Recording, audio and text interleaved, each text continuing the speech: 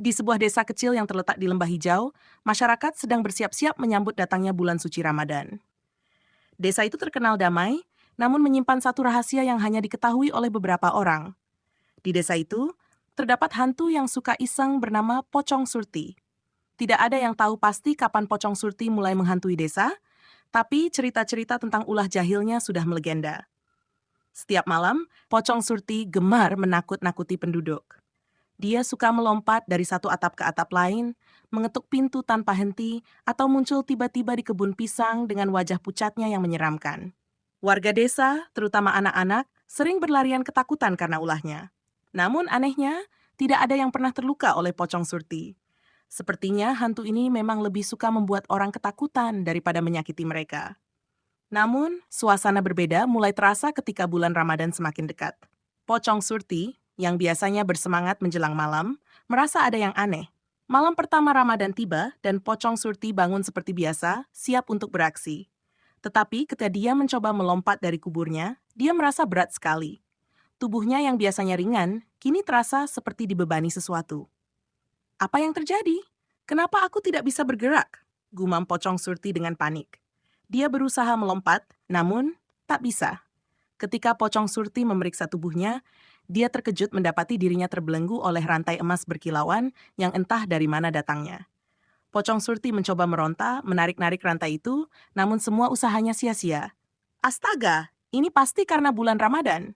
Mereka bilang setan dan hantu akan dibelenggu selama bulan suci ini.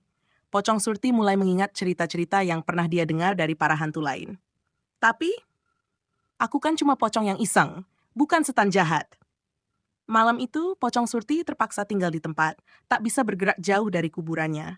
Dia hanya bisa duduk merenung, sambil mendengarkan suara adzan yang berkumandang dari masjid. Sementara itu di desa, suasana tarawih berjalan lancar tanpa gangguan.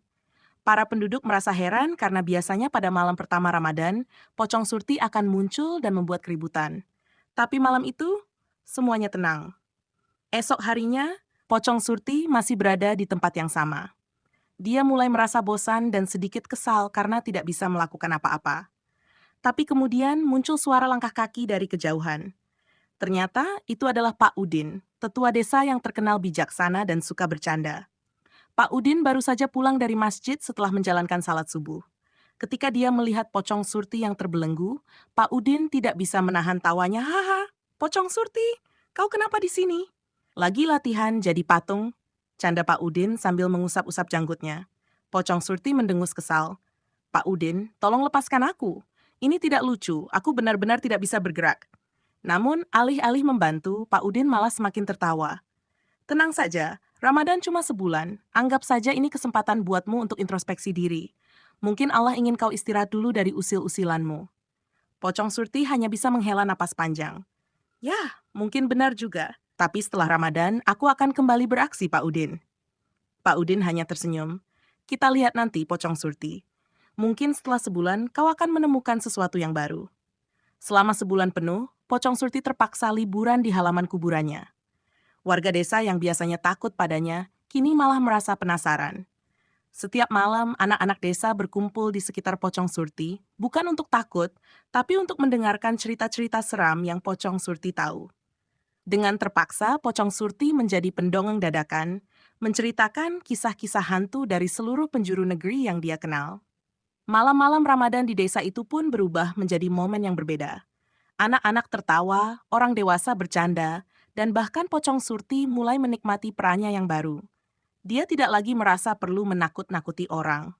Alih-alih, dia mulai merasa senang bisa membuat orang tertawa, bahkan jika itu berarti dia harus menjadi bahan olok-olok. Pada malam terakhir Ramadan, tepat sebelum adzan maghrib berkumandang, Pocong Surti merasakan sesuatu yang aneh.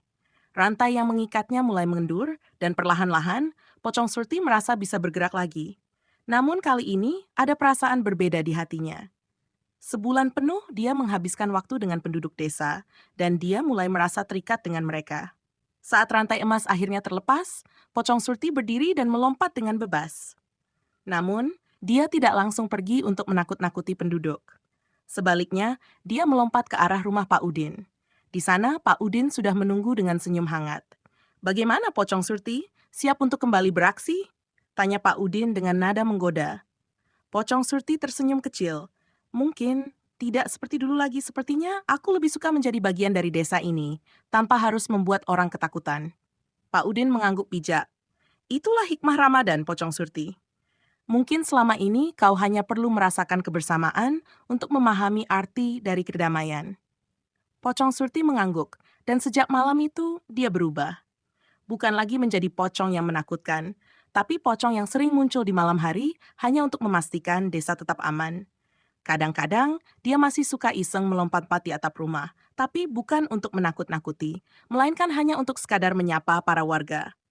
Desa itu pun menjadi tempat yang paling damai, di mana manusia dan hantu hidup berdampingan dengan penuh tawa dan kebahagiaan, terutama di bulan Ramadan yang penuh berkah. Dan Pocong Surti, dia menjadi legenda di desa itu, bukan karena ketakutan yang dia sebarkan, tapi karena cerita-cerita lucu yang dia bawa setiap malam.